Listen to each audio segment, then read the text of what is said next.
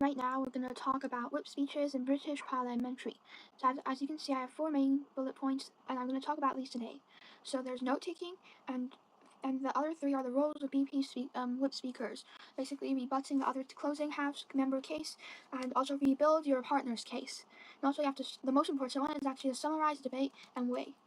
If you can do these well, then you basically help your team win the debate. So how do you do this? So firstly, these 3 all rely on note-taking, which is why we're going to talk about it first. Note-taking. So why is note-taking important? And how do we take notes? And actually, what do we take notes of? So you should note down every speaker. And this includes your own member. Although the fact that your partners can help understand what he or she would possibly say in the member speech, however, sometimes the member will have rebuttals, and also they also have rebuttals, and also certain cases which may not have been written down on paper and shown to you. Therefore, it is important that you write down your own member speech in order to be able to also rebuild your partner's case and also strengthen it. And it's also part of summarizing the debate, so you need it in 2 places, which makes it important. So you note down every speaker's case. Now, why is note-taking important? Well, as I've already explained, you are expected to summarize the debate, and you should rebuild your teammate's case.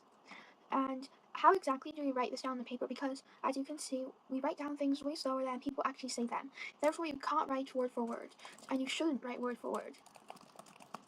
Use bullet points. You should use bullet points and write down the main argument and main reasoning. Now, this should be pretty clear with the premise of the arguments and the reasoning are, because as a responsible opponent, the opponent should be signposting, saying, firstly, this is so I'll provide 2 arguments today. My first argument is about blah, blah, blah, blah, blah, and they'll extend on the first line, right? The first line is the premise you should write down. And then they'll go like, there are 3 reasons why my argument is the most important argument in this debate, etc. Therefore, we win. They'll explain the 3 reasonings. They'll be like, reason 1, etc., etc. Then you write the premise of that down. Reason 2, you also write the premise of that down. And the last reason, you write the premise of that reason down. So this is how you do it. Now, what about the rebuttals? Because you still want to rebut the other closing half member's case, and you also want to weigh here why you win. So I'm going to explain weighing later, but it's basically saying why you win, why you're just the best, like why your team's the best and it's better than all the other teams in the debate. So how do you do this? So you can choose to write. You can write other speakers' case on one side of the paper. And you can also write your responses to major arguments on the other side of the paper. So, for example, if I choose to write my response on the left side of the paper, while my other speakers' cases are on the other side, on the right side of the paper, then when I respond, this will be quite clear which part contains things that I should say, and the other part is basically for summarizing the debate. So after learning a bit about note-taking, we'll move on to rebutting the other closing half member's case. So again, note-taking is crucial for this because maybe even if you didn't have time to write down the response, at least you can think of a response using like maybe a few limited seconds, but at least you have what they're saying, so you can possibly think of a response in the first place. On the contradictory, if you don't know what the member has said, there's no way for you to actually respond to their case accurately, and the judge will be super confused and they'll probably not credit you for what you have said. So basically, when you rebut, the first thing you want to say is what the other member said. So that's the first thing you want to say. You want to say, I'll first provide a few rebuttals.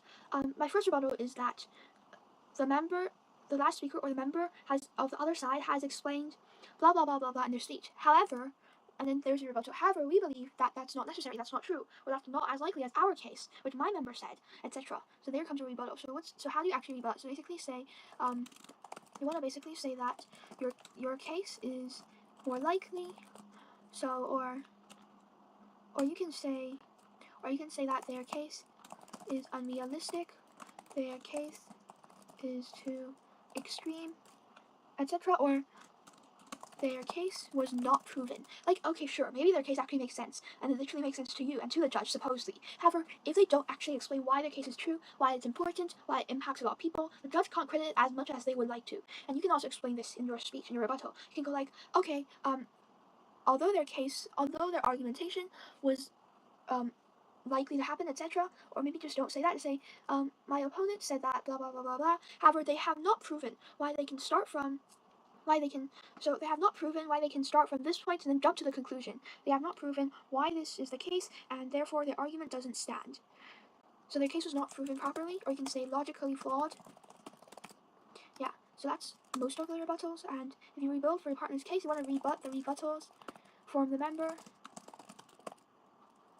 So you actually just use this, and you can essentially expand on your partner's case and further explain why it is important, more likely, impactful, etc. So basically, you're as a whip speaker, you're not allowed to have new material. However, if you can expand on your partner's case, saying why it is important, doing more explanation, that's actually allowed. And you can also actually smuggle in more new material when you rebut, but just don't do that for all the time, because most of the time the judge won't credit that. So moving on to summarizing the debate and weighing it. This is actually the most important part of today's lesson. So you can summarize the debate and weigh it in two ways. First way is in terms of major clashes. The second way is in terms of teams in order. So for the first way, to summarize the debate in terms of major clashes. So what are clashes? Clashes are major areas of contention. So basically, major areas opening and closing teams rebut back and forth about. And also this question that the argumentation of this question that is the tipping point for the argumentation on both sides. For example, you want to say so there was this motion called this house believes that vigilantism is morally justified in high crime rate areas, or something like that. In this case, the major area of contention would be to basically so the major area of contention is going to be whether or not vigilantes help resolve the problem of high crime rates. You see how the arguments on both sides will probably be based on this question?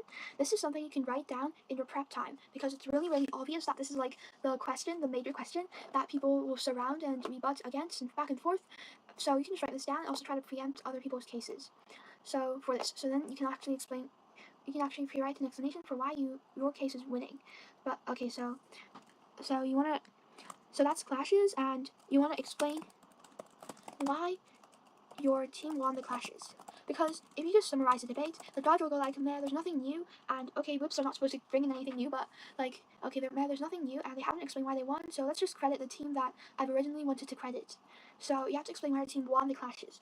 For example, for this part, for whether or not vigilantes help resolve the problem of high crime rates, you want to say, let's say you're closing opposition. If you're closing opposition, you want to explain. So, firstly, you want to explain why opposition has won in terms of the clash. Because if opposition has won, and you successfully explain that, you're likely to get first or second. Even if you're not as good as your OO, you're likely to get second if your opposition branch won. So you have to explain why op won. So you're going to say, op provided arguments that maybe you can say op provided arguments that the police haven't been able to. So op provided argument that vigilantes are untrained,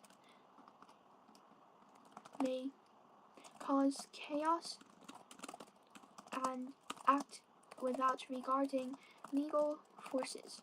So we have thoroughly explained why this is bad, and therefore we win this debate. Now obviously the explanation is not going to be 2 sentences, it's going to be way longer, but this is something like that. You want to explain that we have told you the impact, while maybe government branch has not told you the impact of their arguments clearly, etc. So something like this. So you can also summarize the debate and weigh in terms of order. So you want to say, I'll first explain why, so you first want to explain why CO, so VS OG, we've won. And explain why CO VS OO, we've won, or actually, yeah, OO we've won, and CO VS CG we've won. So this is like in order. And what you want to do here is essentially realize that, so how do I actually say who has won? You want to say who explained clearer, who gave more